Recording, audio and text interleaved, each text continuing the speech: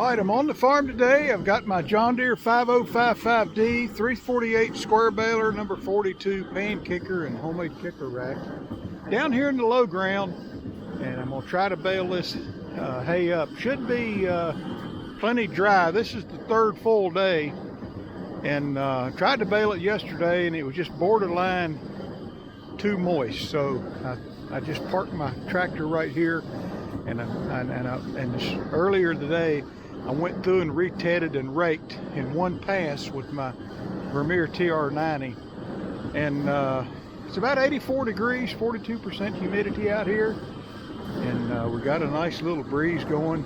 If this hay isn't dry, I'm not sure what else we could do except let it turn brown. Might get a little bit of a moisture out along those trees, but I did rake the hay with the roller bar rake back this way to kind of get it out of the shadows. But anyway, let me get going and see how things are looking, and I'll come back.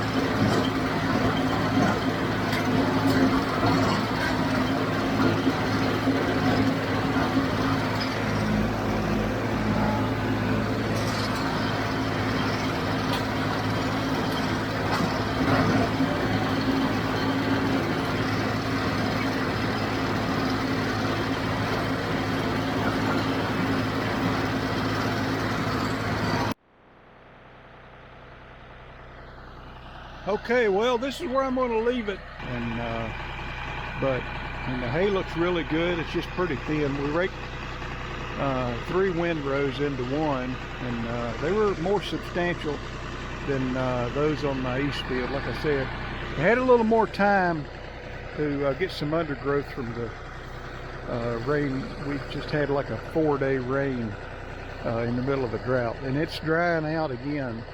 You know, we're still in drought. We haven't had enough rain to make up for it, but just a little bit more, I don't want to say weed pressure, but some different grasses in this hay. But man, this stuff looks really good.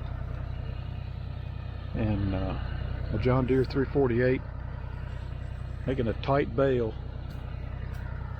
And so I'm going to leave it right here. More videos to come. The next one will be on that west field, and that'll conclude our first cutting for the year. So, all right, we'll talk to you later.